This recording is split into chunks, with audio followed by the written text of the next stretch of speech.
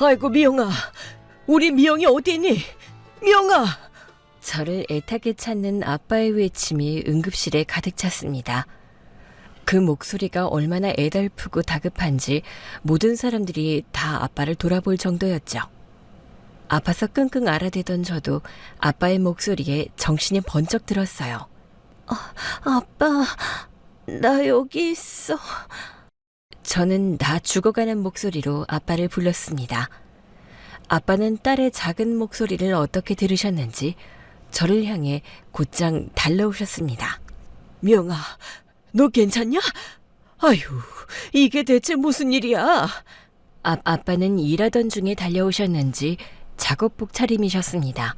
저희 아빠는 공장에서 일하시는 엔지니어셨거든요. 오래된 아빠의 작업복에서는 쿰쿰한 기름 냄새가 배어 있었고 손에는 기름때가 잔뜩 묻어 있었습니다. 아빠는 기름때 묻은 손을 급히 옷에 문지르고 제 손을 붙잡으셨어요. 평소 하나뿐인 딸을 아끼시던 아빠가 제 소식을 듣고 얼마나 놀라셨을지 아빠의 심장박동이 여기까지 전해지는 듯 했죠.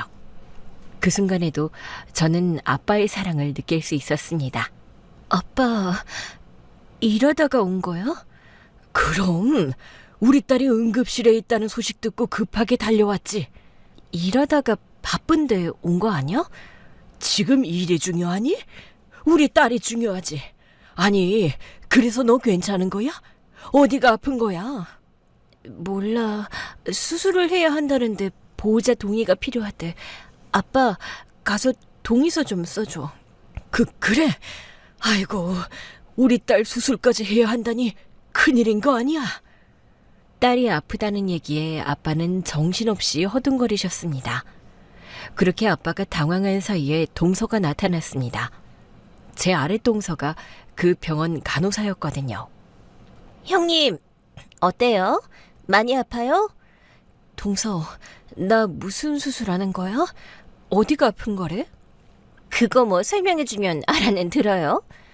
군말 말고 그냥 수술이나 받아요. 수술 동의서 작성할 보호자는 왔어요? 어머, 설마 이쪽이 사돈어른? 제 물음에 성의 없이 대꾸하던 동서는 순간 저희 아빠를 보고 픽하니 웃어 보였습니다.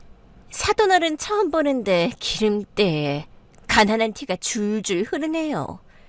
뭐라고? 동서 지금 뭐라고 한 거야? 통증에 시달리는 와중에도 동서의 말이 너무 거슬렸습니다. 동서가 작업복 차림의 저희 아빠의 모습을 보고 비웃더라고요. 간호사로서 환자를 걱정하는 마음이나 가족으로서 손이 동서를 걱정하는 마음 따위는 전혀 없어 보였습니다. 아픈 저를 걱정은 못할 망정 사람을 비웃긴 하다니 저는 동서가 너무 얄미웠습니다. 동서, 지금 우리 아빠를 비웃은 거야? 미쳤어? 비웃을만 하니까 비웃죠. 근데 사돈어른이 치료비 낼 수 있는 건 맞죠? 무전 치료는 안 돼요. 돈 없으면 수술 못 한다고요. 뭐? 지금 우리 아빠가 돈 못 낼까 봐 걱정된다 이 소리야? 끝까지 저희 아빠를 무시하는 동서 때문에 저는 아픈 것도 잠시 잊어버릴 정도였습니다.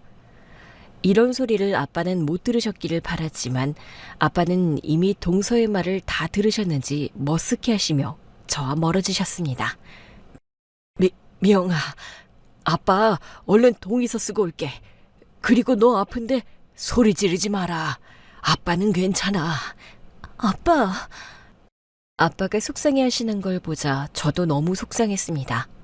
당장이라도 동서의 머리채를 잡고 싶었지만 통증에 누워만 있어야 하는 저는 아무것도 할 수 없었습니다. 그게 얼마나 한스럽던지 저는 동서를 향해 이를 갈아야 했습니다. 생각해보면 동서는 처음부터 그랬어요. 제가 눈엣가시라도 된다는 듯 처음부터 저를 싫어했던 동서였습니다. 저는 결혼 3년 차로 남편과는 직장 생활을 하다가 만났어요. 당시 남편은 대기업 다니는 대리였고 저는 그 대기업 일을 수주하는 하청업체 직원이었죠. 하청업체 직원으로서 저는 늘 대기업 직원들 앞에서 고개 숙일 수밖에 없는 입장이었습니다.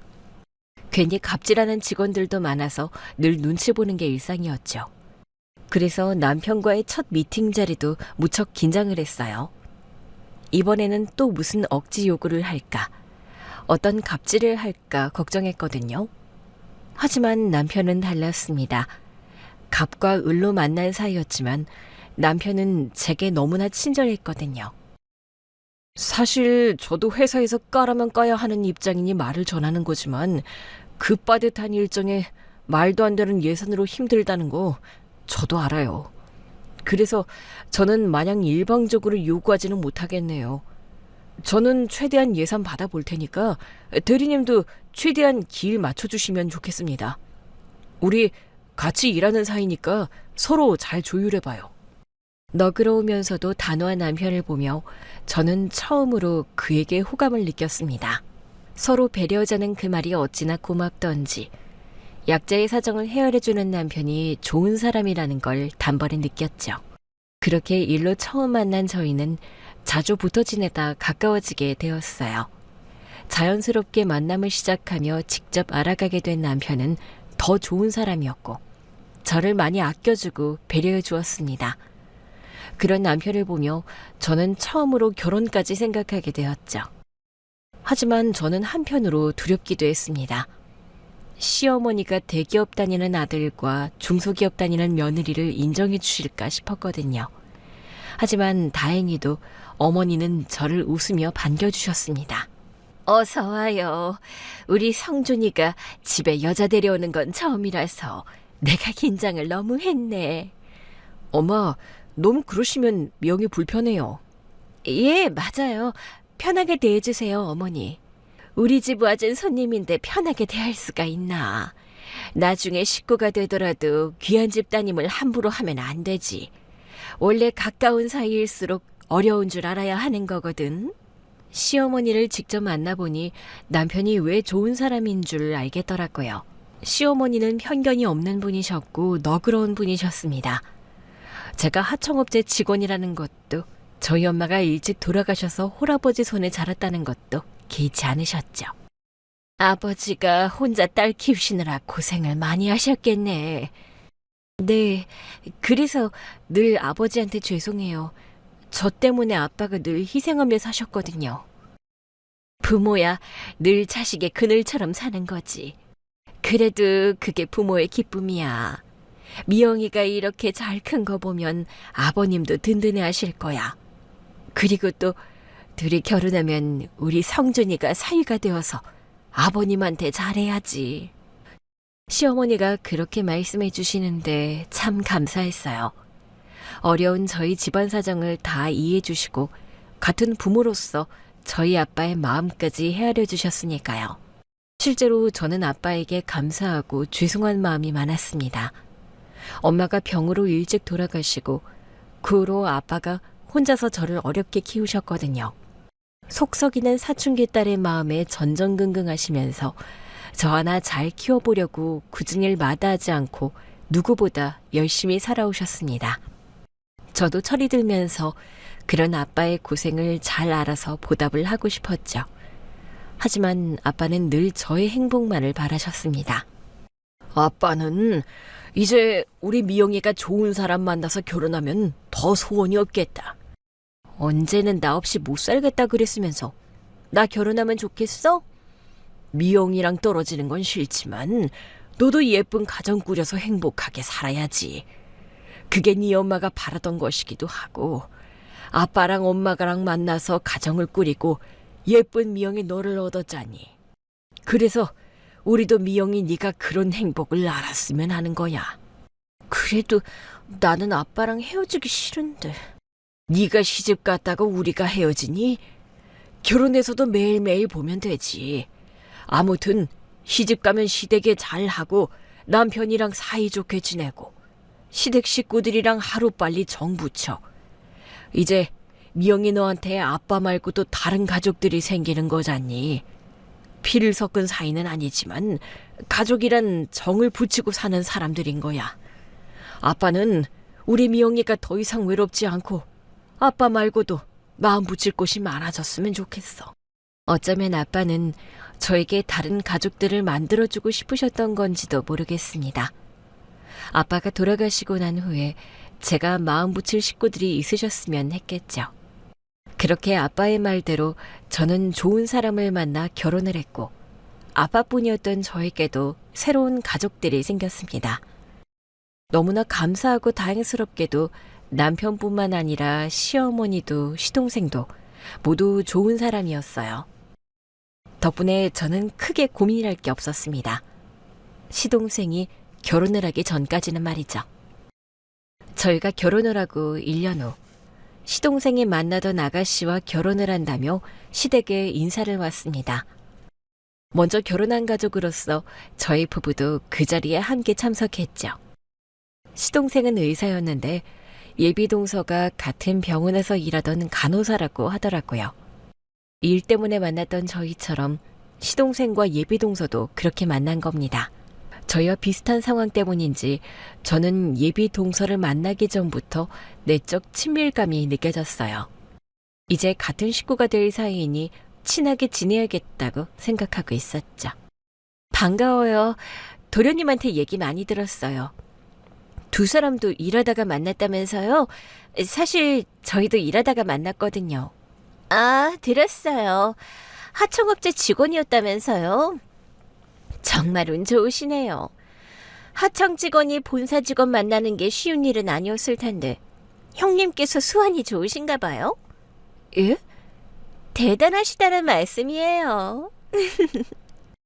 웃으면서 얘기하는 동서의 말이 뭔가 거슬렸습니다. 지금 내가 하청업체 직원이라고 무시한 건지 아니면 그냥 신기해서 얘기하는 건지 당시에는 잘 판단이 되지 않더라고요. 저는 설마 한 가족이 될 사이에 나쁜 뜻이었겠냐 생각하며 웃으며 넘어갔습니다. 하지만 그날의 저의 판단이 결국 옳았다는 것을 알게 되었습니다. 동서가 들어오고 점점 더 동서를 알게 되면서 비슷한 일들을 계속 겪어야 했거든요. 형님은 참 대단하시네요. 어? 뭐가?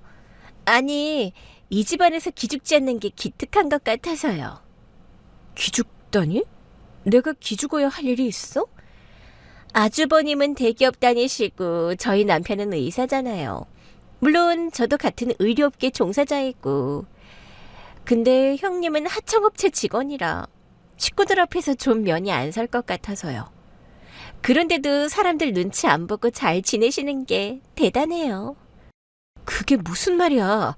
내가 하청업체 직원이면 식구들 눈치를 봐야 하는 거야? 그리고 동서, 저번부터 자꾸 나를 하청업체 직원이라 그러는데 말이 듣기 좀 그렇네. 하청업체가 아니고 우리 회사도 엄연히 이름이 있고 나름 업계에서는 알아주는 회사야. 근데 동서가 말하는 하청업체라는 그 말에 좀 무시가 깔려있는 것 같아서 기분이 별로네? 어머, 그게 마음이 상하셨어요? 죄송해요. 저는 기분 나쁘라고 한 말은 아니고 그냥 있는 사실을 얘기한 건데 그런 거 보면 형님이 내신 마음에 자격지심 같은 게 있으신가 봐요.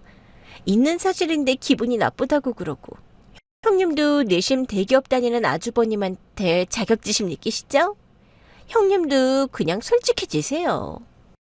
매번 말할 때마다 하청업체라고 꼬집어 말하는 게 거슬린다고 했더니 그걸 제가 자격지심 때문에 그러는 거라고 되려 저를 이상한 사람을 만드는 겁니다. 그러면서 자신은 의사랑 동급이라도 되는 양 의사 시동생과 같은 의료업계 종사자라고 포장하면서 말하더라고요. 그래봐야 의사랑 간호사랑 같으냐고 제가 말하면 기분 나빠할 게 뻔하면서 동서는 제 직업과 위치에 대해 비웃는 일이 많았습니다. 처음에는 동서 말대로 제가 하청업체 다니는 게 맞으니 개의치 않으려 했지만 동서가 일부러 저를 무시한다는 걸 느끼고부터는 저도 기분이 상하더라고요. 형님, 이번 연휴에 쉬세요? 아주버님은 대기업 다니시니 당연히 쉬실 거고 근데 형님은 하청 다니니까 대기업 눈치 봐야 될 텐데 못 쉬시겠네요? 아니야, 우리도 이번에는 다 쉬어. 그리고 나도 연찬에서 남편이랑 같이 여행 다녀오기로 했어. 아, 하청업체도 연차 같은 게 나오는구나. 제가 회사 생활을 안 해봐서 몰랐네요. 맨날 중소기업들 어렵다 그래서 일만 하는 줄 알았죠. 그래도 대기업 다니는 아주버니랑 맞추려면 연차까지 땡겨야 되는 건 좀 그렇다. 그쵸? 아주버니도 괜히 좀 마음이 불편하시겠네. 남편이 뭐가 불편해? 아니, 그렇잖아요. 연차 쓴다고 해도 연차가 엄청 많은 것도 아닐 텐데. 같이 대기업 다니는 와이프였으면 연차 쓰니만이 신경 쓸 것도 없을 텐데요. 아주버니 쫓아가느라 괜히 형님만 가랑에 찢어지는 거 아닌지 모르겠어요. 자꾸 저를 긁어대는 동서의 말에 저는 약이 올랐습니다. 정작 제 남편은 대기업 다닌다고 제 앞에서 뻐기거나 저를 무시한 적 한 번 없었는데 알지도 못하는 동서가 괜한 저희 부부 사이를 이간질하고 저를 무시하더라고요. 그게 어찌나 얄미운지 저도 결국 참지 못하고 되받아쳤어요. 그러게, 나도 대기업 다녔으면 좋으련만. 아쉽네. 그러는 동서는 병원 바빠서 못 쉬지 않아? 내 걱정할 처지가 아닌 것 같은데? 저희야 직장인도 아니고 의료 종사자들인데 그런 거에 연연할 이유가 있겠어요? 어차피 남편도 그날 당직이라서 못 쉬는 거 내 한 가지예요. 아, 그래? 나도 직장인이라 의료업계는 잘 몰라서 말이야. 그냥 매번 동서가 3교대 하면서 힘들다는 얘기나 들으니까 불쌍해서 걱정한 거야. 불쌍하다뇨? 저희는 놀러 다니는 것보다 사람 생명을 살리려고 그러는 거죠. 숭고한 희생정신 그런 거요. 그래도 동서나 서방님이나 여유가 좀 생기려면 서방님이 얼른 개원을 하셔야 할 텐데. 그치? 그러고 보면 서방님도 여유 있는 집딸이랑 결혼했으면 진작 개원했을 텐데 동서네 집은 그 정도 여력은 없는 거지. 뭐라고요? 지금 무슨 말을 하는 거예요? 뭐 내가 시집 오면서 남편한테 병원이라도 차려줬어야 한다는 거예요? 아니, 의사들이랑 결혼하면 보통 그런다고 하는 것 같길래. 어머, 근데 동서 지금 나한테 소리 지른 거야? 나는 그냥 있는 사실을 얘기한 건데 뭐가 그렇게 기분이 나빠? 알고 보면 동서도 은근히 자격지심 있는 것 같아. 뭐요? 자격지심? 아니, 내가 무슨 자격지심이 있다고 그래요? 동서 매번 서방님이랑 동서가 같은 의료업계 종사자라고 싸잡아 말하지만 솔직히 의사랑 간호사가 똑같은 건 아니잖아. 공부한 기간부터 월급이며 대우가 천지 차이인데 비슷하려면 차라리 간호사랑 간호조무사가 비슷하지 않은가? 무슨 말도 안 되는 소리를 하고 있어.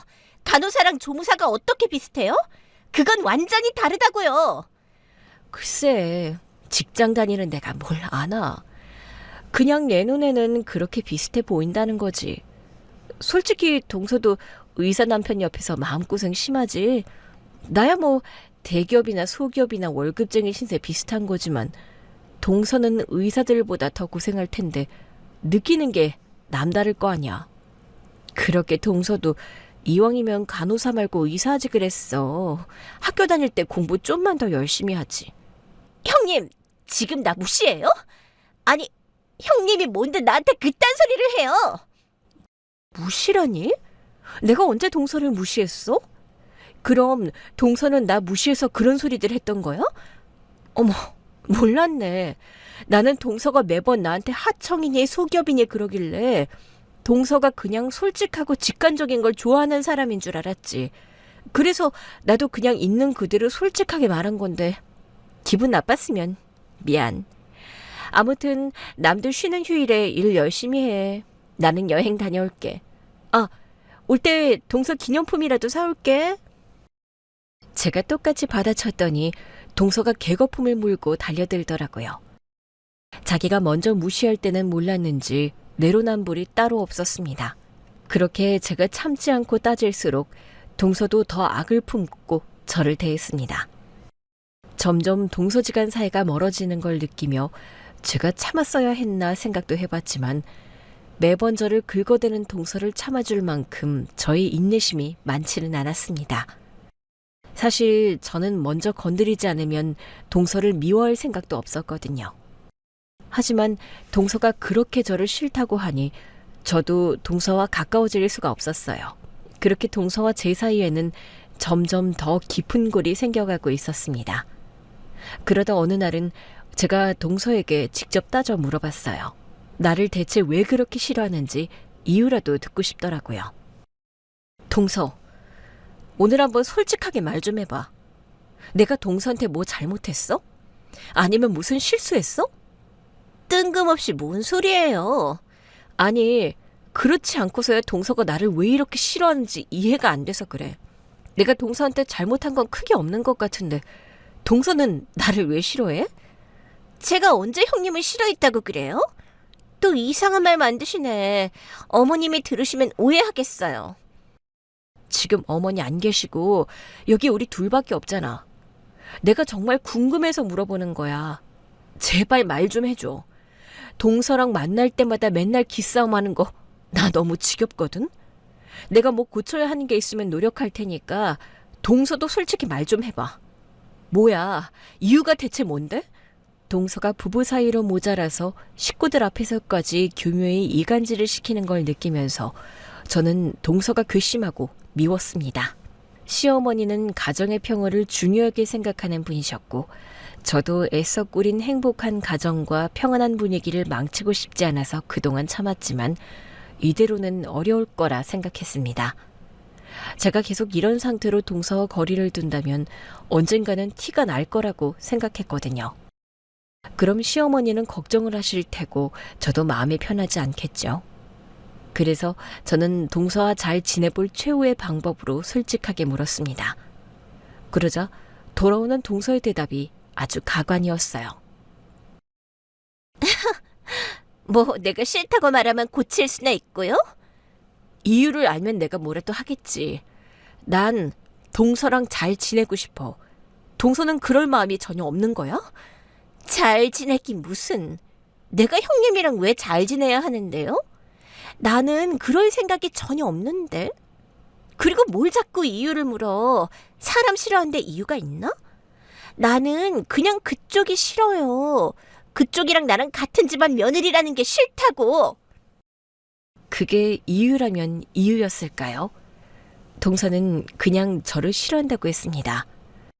저와 자신이 한 집안 며느리라는 게 싫다고 하더라고요. 평소 동서의 말을 곱씹어 보다 생각해보면 아마 이유는 저의 사회적 위치 때문이 아닐까 싶었습니다. 매번 대기업 다니는 남편과 저를 비교하던 동서였으니까요. 자신의 남편은 의사에 아주버니는 대기업 직원이니 자신이 이 가족들과 동일 선상에 있다고 생각한 거죠. 그런데 손윗동서인 제가 중소기업 직원이라니 제가 하찮고 못나게 보였던 게 아니었을까 싶었습니다. 그게 진짜 이유일지는 모르겠지만 제 머리로는 그렇게밖에 생각할 수가 없었습니다.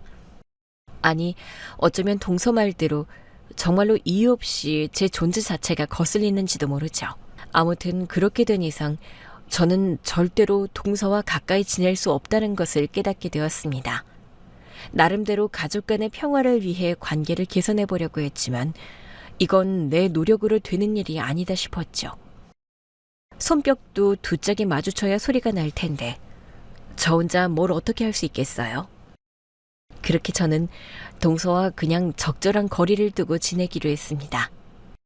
그러던 어느 날이었어요. 회사를 마치고 집으로 돌아가는 퇴근길. 갑자기 복부에 알 수 없는 통증이 밀려오는 겁니다. 어디가 아픈지도 모르게 내장을 쥐어짜는 느낌에 저도 모르게 그대로 바닥에 주저앉아 버렸어요.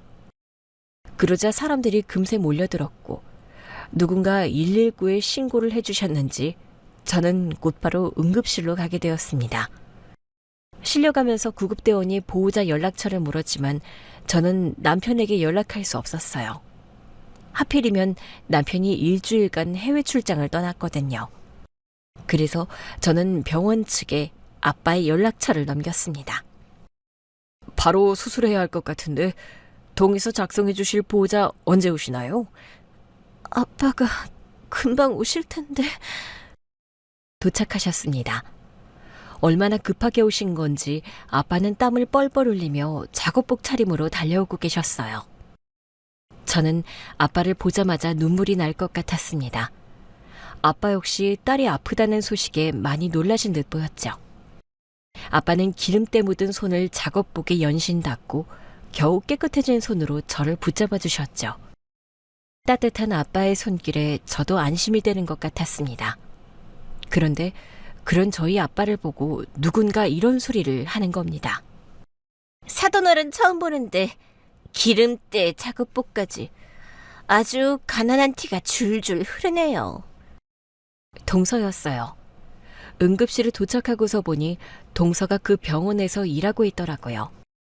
얼마 전까지 시동생과 같은 병원에서 일하다가 직장을 옮겼다는 얘기를 언뜻 들었는데 그게 그 병원이었던 겁니다. 급하게 응급실로 실려간 저는 동서가 그곳에 있는지도 전혀 모르고 있었고요. 그런데 그런 동서가 저희 아빠를 보고 그런 소리를 하는 거예요. 아빠 몸에 기름 냄새가 나는 게 싫은지 자기 코를 틀어주며 아빠가 기름때와 가난한 티가 난다고 비웃는 겁니다. 평소 저를 싫어하고 무시하는 동서가 저희 아빠까지 무시하고 나오는 거죠. 동서, 말 조심해. 내가 그동안 동서 봐줬다고 우습게 보지 마.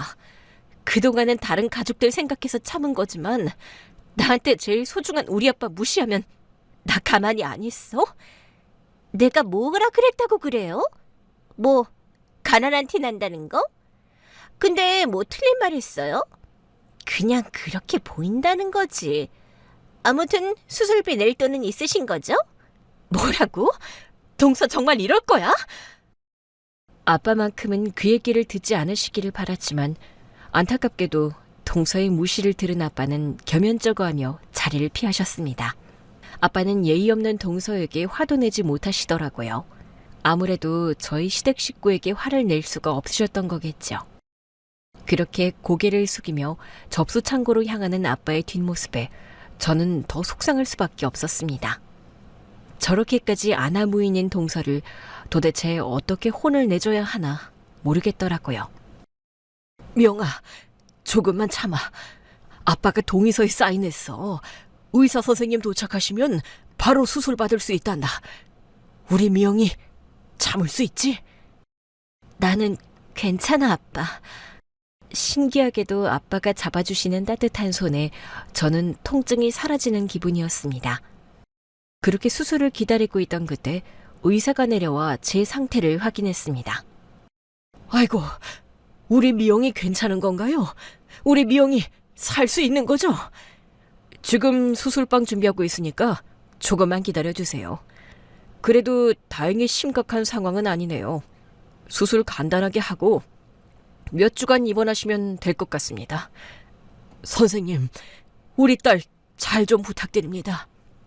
저희 딸 제발 좀 잘 치료해 주세요. 괜찮을 겁니다. 너무 걱정하지 않으셔도 돼요. 아이고, 이거 아버님이 따님 걱정이 많으신가 보네요. 식은땀까지 흘리시고. 보호자 성함이 황태수님? 아버님이 황태수님이세요? 그때 의사 선생님이 저희 아빠의 이름을 확인하고 되물었습니다. 뭔가 알아채고 깜짝 놀란 사람처럼 말이죠. 예, 제가 황태수입니다. 그런데 왜 그러시는지. 잠시만요. 아버님, 여기서 잠시만 기다려주세요. 대체 무슨 일인지 의사 선생님은 아빠의 이름을 확인하고는 몹시 당황하기 시작했습니다. 그리고는 허둥지둥하더니 어딘가에 연락을 하는 것 같더라고요. 뭔가 잘못되기라도 한 건지 저는 불안해지기 시작했어요. 그리고 그런 광경을 옆에서 지켜보던 간호사 동서가 저를 또 비웃었죠. 어머, 형님, 뭔 일이래요? 사돈어른이 뭐 여기 문제라도 일으키셨나?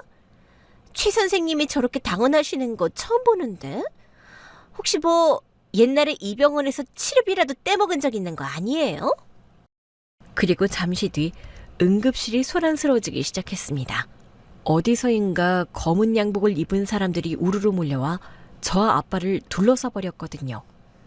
동서 말대로 아빠가 무슨 잘못이라도 하신 건지 저는 통증도 잊어버릴 지경이었습니다. 그런데 그때 그 사이에서 한 사람이 달려왔습니다. 그리고 저희 아빠에게 크게 허리를 숙여 인사를 건넸죠. 황태수님, 황태수님이 저희 병원에 오셨다고요? 아이고, 선생님, 그렇게 기다렸는데 이제서야 와주셨군요. 왠지 높은 분으로 보이는 분이 저희 아빠에게 고개 숙여 인사를 하는 겁니다. 그걸 보니 다행히 잘못된 상황은 아닌 것처럼 보였어요. 저는 다행이라 생각하며 안도하면서도 그 상황이 너무나 궁금했습니다. 우리 아빠에게 깍듯하게 인사하는 저 사람은 누구이며 우리 아빠가 왜 그런 환대를 받는 건지 이유를 알고 싶었어요. 병원장님, 오랜만이네요. 저희가 황태수님을 오랫동안 기다렸습니다. 선생님은 제 딸을 살려주신 은인이실까요? 아닙니다. 은인이라뇨. 너무 관호칭이십니다. 저는 그저 제가 할 수 있는 일을 했을 뿐인걸요. 과하다뇨. 절대로 과하지 않습니다. 저는 제가 죽는 그날까지 선생님에게 감사할 수밖에 없는 사람입니다. 선생님이 아니셨으면 제 딸은 이 땅에 없을 테고 저 역시 이 자리에 있지 못했을 겁니다. 저희 딸을 살려주신 선생님께 다시 한번 깊은 감사를 드립니다. 맞습니다. 저희 병원장님을 살리신 은인이십니다. 저희 아빠에게 인사를 건네던 사람은 다름 아닌 그 병원 병원장이었습니다. 아빠가 자신의 은인이라면서 너무나 고마워하더라고요. 그제서야 저는 오래전 아빠가 그 병원에서 누군가에게 골수이식을 해주었던 사실을 떠올릴 수 있었습니다. 엄마가 돌아가신 후에 아쉬움이 크셨던 아빠가 그런 결정을 하셨거든요. 골수이식이 크게 힘든 것도 아니고 작은 도움으로 누군가를 살릴 수 있다면 마다할 일이 아니라면서 신청을 해두셨어요. 그러다 몇 년 전 처음으로 일치자가 생겼고 아빠는 주저함 없이 골수를 기증하셨습니다. 그리고 그때 아빠가 골수를 이식해준 사람이 그 병원장님의 딸이었던 겁니다. 의사 선생님이 저희 아빠 이름을 확인하고 놀라며 병원장님께 연락을 했던 거죠. 정말 몇 번이고 감사 인사를 해도 모자랄 겁니다. 제가 할 수만 있다면 꼭 보답을 하고 싶었거든요. 하지만 늘 선생님이 거절을 하셔서 도와드릴 수가 없었죠. 그런데 방금 저희 병원에 따님이 실려오셨다는 얘기를 전해 듣고 제가 도움이 될까 해서 급히 내려왔습니다. 그러셨군요. 어쩐지 아까 의사 선생님이 제 이름을 듣더니 놀라시더라고요. 저는 또 제가 뭐 실수를 한 줄 알았습니다. 보호자님 이름을 제가 어디서 많이 들었다 싶었거든요. 이렇게 저희 병원에 와주셔서 정말 감사합니다. 이번에야말로 제가 은혜를 갚을 기회를 주셨으면 좋겠는데요. 자꾸 은혜라고 그러시면 제가 부담스럽습니다. 저는 별로 한 것도 없는걸요. 너무 겸손한 말씀이십니다. 한 게 없으시다뇨. 저희 딸을 살려주셨는걸요.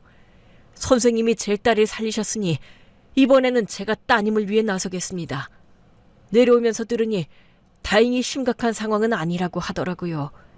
제가 최고의 의료진들을 모아 최선의 수술을 하도록 지시하겠습니다. 그러니 걱정 내려놓으셔도 될 겁니다. 감사합니다, 병원장님. 저희 딸 잘 부탁드립니다. 그리고 수술 후에는 저희 병원에서 가장 좋은 VIP 병실에서 모시겠습니다. 바쁘실 테니 저희가 간병인까지 지원드리고요. 그 치료비는 전액 제가 지불할 테니 금액 걱정도 하지 않으셔도 됩니다. 병원장님은 저의 수술비와 입원비까지 치료비 전액을 지원하겠다고 말했습니다. 심지어 최고급 VIP 병실을 제안하시더라고요. 저희로서는 너무나 좋은 제안이었지만 저는 알고 있었습니다. 아빠가 그 제안을 받아들이지 않으실 거라는 것을 말이죠. 제안은 감사하지만 마음만 받겠습니다. 저도 제 딸 치료비 낼 돈은 있어서 말이에요. 제가 꼴은 이래도 제 자식 하나 건사하지 못할 정도는 아니거든요. 그 순간 아빠는 옆에 서 있던 제 동서를 바라보셨습니다. 아빠도 아까 동서가 무시하며 했던 얘기를 마음에 담아두고 계셨던 거죠. 그러자 동서는 부끄러움을 느꼈는지 순식간에 얼굴이 빨개지며 고개를 숙였습니다. 물론 선생님의 능력이 안 되셔서 도와드리겠다는 게 아닙니다. 그저 제가 받은 은혜를 생각하면 제가 이 정도라도 해드려야 한다는 거죠. 그러니 제발 이번에는 마다하지 마시고 받아주시면 안 되시겠습니까? 이것도 못 해드리면 제가 너무 죄송해서 그럽니다. 저도 병원장님 마음 잘 압니다. 같은 딸 자식도 아빠로서 그 은혜를 어떻게 모르겠습니까? 하지만 저는 정말로 제가 당연한 일을 했다고 생각할 뿐입니다. 어려운 일도 아니었고 제 작은 행동이 누군가에게 도움이 되었다는 것만으로도 이미 충분히 보상을 받았습니다. 그러니 제발 제 작은 선의를 애써 보답하려고 하지 말아주세요. 그렇게 말씀하시면 제가 더 권하지를 못하겠네요. 제가 이번에는 꼭 도움이 되고 싶었는데요. 정 그러시면 그 치료비는 저보다 더 어려운 환자들을 위해서 써주시면 어떨까요? 다행히 저는 아직 사지 멀쩡히 일하고 있고 충분한 벌이도 있고 제 딸을 위한 치료비도 낼 수 있으니 제 딸의 치료비는 제가 지불하겠습니다. 그 대신 정말 도움이 필요한 환자들을 도와주세요. 아빠의 말에 병원장님은 또 한 번 감명을 받은 듯 했습니다. 정말 생각이 깊으신 분이시군요. 제가 또 한 번 배웁니다. 역시 의인은 다른가 봅니다. 선생님은 그동안 저희 병원에 꾸준히 기부도 해주셨잖아요. 그 부분 역시 제가 기억하고 있었습니다. 그렇게 말씀하시면 부끄럽습니다. 기부라고 하기에는 별로 큰 돈도 아니었는걸요. 큰 돈이 아니라뇨. 선생님은 제 딸뿐만 아니라 여러 사람을 살리셨습니다. 치료비를 내기 어려운 산업재해 노동자들을 위해 꾸준히 기부해 주신 덕분에 정말 많은 사람들이 도움을 받고 치료를 받았죠. 그건 겸손으로 치부될 만한 작은 일이 절대 아닙니다. 아빠가 공장 현장에서 일하시며 다치는 사람들을 워낙에 많이 보셔서 그랬던 건지 언젠가부터 노동자들의 문제에 관심을 가지시더라고요. 그리고는 매달 일정 금액을 산업재해 노동자들의 치료비를 위해 기부를 해오셨습니다. 사실 공장에서 일하는 노동자들 중에는 어려운 사람들이 많거든요. 일용직 하청 노동자들도 있고 도움받을 곳 없는 외국인 노동자들도 있고 급히 치료를 해야 하는데도 돈이 없어서 어려움을 겪는 사람들이 많았습니다. 현장에서 일하시며 그런 애로사항들을 잘 알고 계셨던 아빠는 작은 도움이나마 되려 꾸준히 기부를 해오셨죠. 하지만 자랑할 일이 아니라며 남들 몰래 조용히 행하신 선행을 병원장님은 알고 계셨던 겁니다. 아빠는 연신 별것 아니라며 겸손하게 얘기하셨지만 절대 작은 일이 아니라는 병원장님의 말에 저도 동의했어요. 아빠가 너무 숨기셔서 그렇지 그건 정말 대단한 일이었습니다. 그리고 저는 그런 아빠가 너무나 멋지고 존경스러웠죠. 그렇게 병원장님이 저희 아빠의 행적들을 열심히 설명하며 칭찬하는 동안 간호사 동서는 얼굴이 사색이 되어가기 시작했습니다. 이제서야 자신이 어떤 분을 무시한 건지 알게 된 건지 부끄러움에 얼굴도 제대로 들지 못하는 듯 했어요. 정말 대단하신 분이네.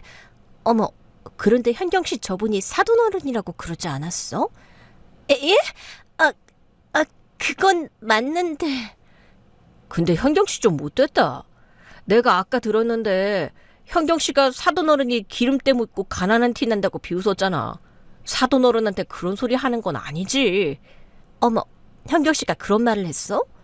저분은 병원장님의 은인에 우리 병원의 기부자이신데 그런 분한테 그런 무시를 한 거야? 현경 씨 참 생각이 짧네. 동서의 막말을 제대로 지적하는 동료 간호사의 말에 동서는 손까지 덜덜 떨며 당황하기 시작했습니다. 그리고 그런 간호사들의 수군거림은 금세 병원장님의 귀에까지 들어가게 되었죠. 아니, 이게 지금 무슨 소리입니까? 누가 누구한테 무슨 소리를 했다고요? 그게 아니라요, 병원장님. 그게 아니고. 당신 뭡니까? 대체 뭐길래 우리 병원 은인분께 그런 막말을 했으니까? 간호사? 우리 병원 직원이에요? 아니요, 원장님.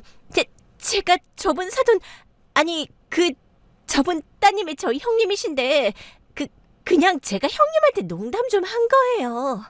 농담이요? 누가 그런 소리를 농담으로 합니까? 가족 간에 그런 농담을 하는 게 제정신입니까? 당장 사과하세요. 저분은 일개 간호사한테 비웃음 당할 만한 분이 아니십니다. 얼른 사과해요. 얼른! 사건의 내막을 알게 된 병원장님은 크게 화를 내며 소리치셨습니다. 그리고 그 자리에서 모두 앞에서 동서가 저희 아빠에게 사과를 하라 지시하셨죠. 사람들이 많아서 그런지 동서는 당황하고 부끄러워했습니다. 창피해서 당장이라도 도망치고 싶은 듯 보였죠. 하지만 일개 간호사가 병원장님 말을 무시할 수 있을까요? 결국 동서는 창피함을 무릅쓰고 그 많은 사람들이 보는 앞에서 저와 아빠에게 사과를 해야 했어요. 죄송합니다. 제가 사돈 어른께 큰 결례를 범했습니다. 죄송해요, 형님. 그게 겨우 사과 한마디로 끝날 일이야? 사람 무시할 때는 언제고 미안하다 하면 끝이야? 그럼 나도 동서한테 실컷 욕하고 미안하다 하면 되겠네? 아니, 그럼 제가 여기서 뭐라고 더 해요? 뭐 무릎 꿇고 빌기라도 할까요? 그걸 왜 나한테 물어?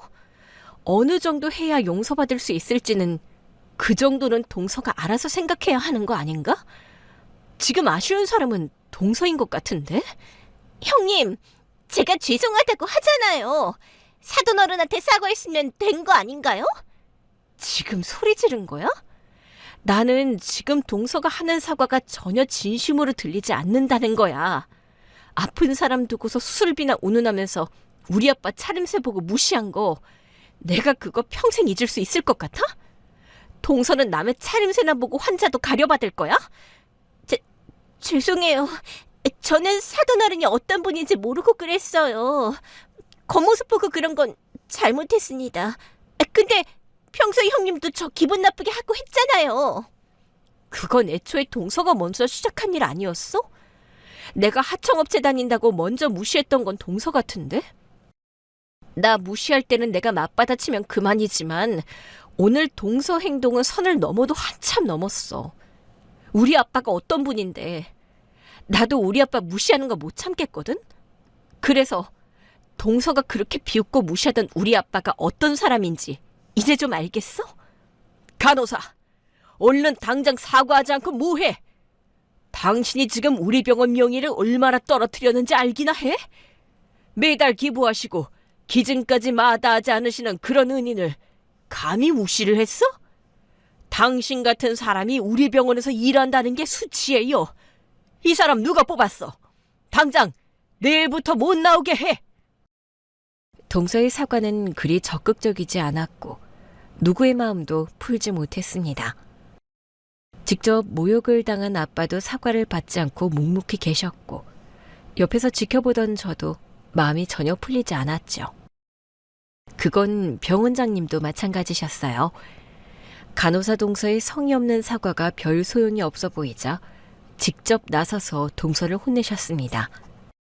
그리고 동서에게 출근하지 말라는 엄포를 놓으셨죠. 자기 밥줄이 달린 일이라 그런지 그제서야 동서가 정말 당황해하며 싹싹 빌기 시작했어요. 못 나오게 하라뇨? 안 돼요, 병원장님. 제가 다시 사과할게요. 제가 무릎 꿇고 싹싹 빌게요. 사돈 어른, 제발 한 번만 봐주세요.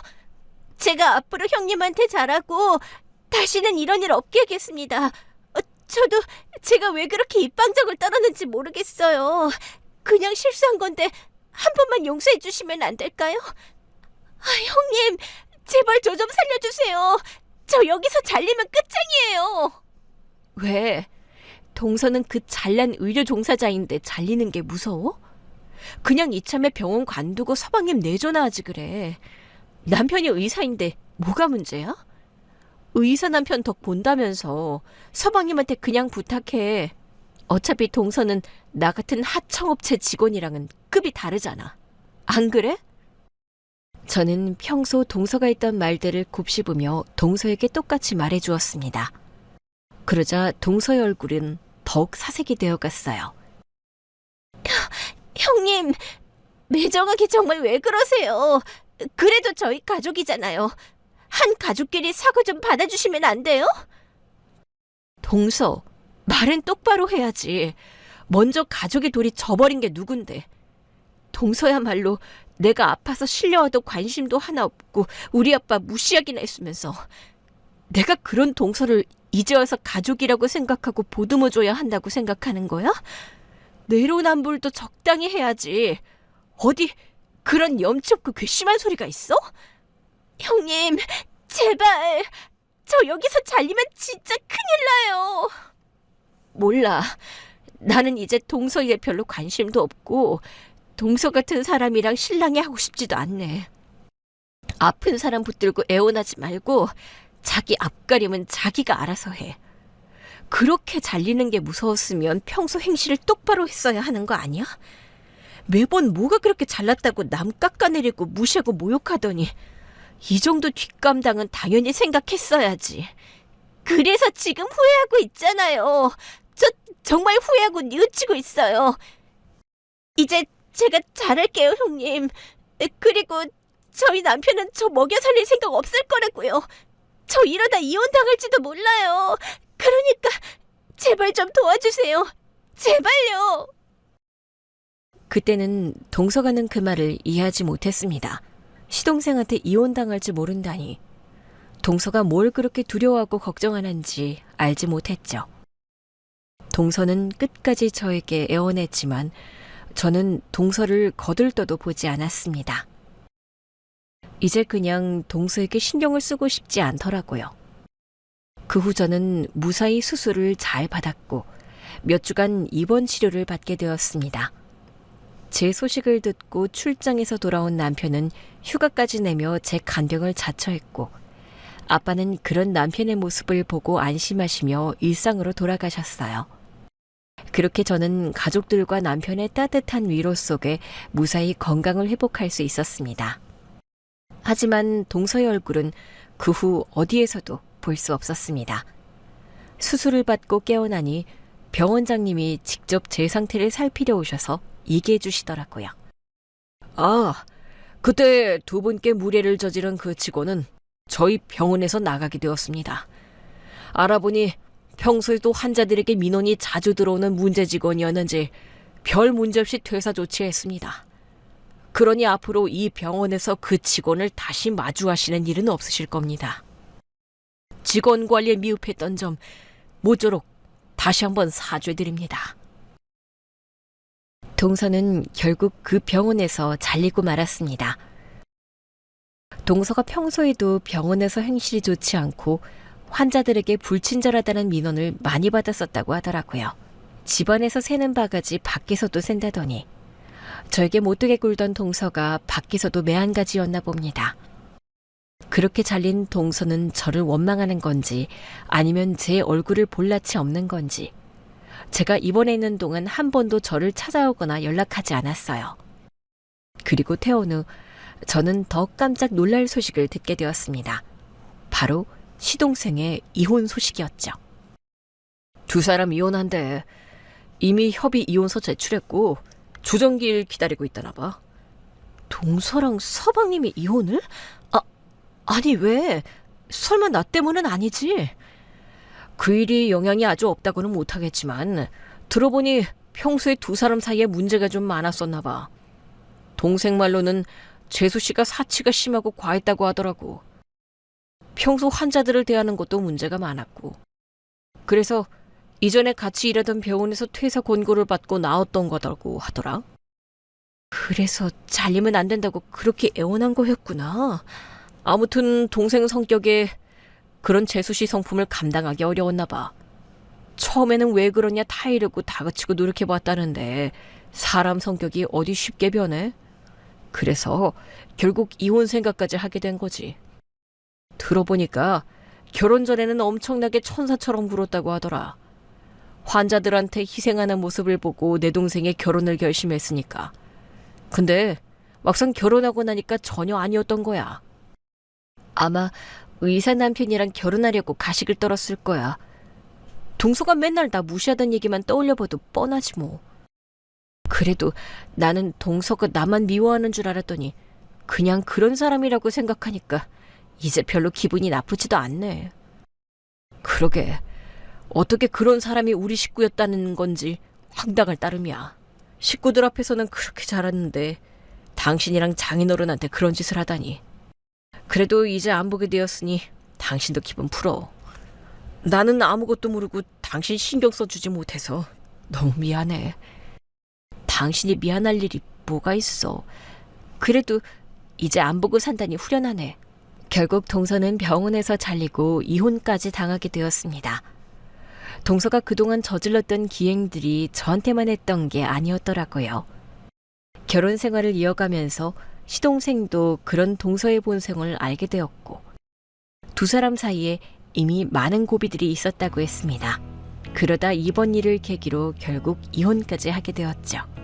시어머니도 동서의 만행들을 아시고 기함을 하셨고요. 다시는 그런 여자를 집안에 들이지 말라며 시동생에게 따끔히 얘기하시더라고요.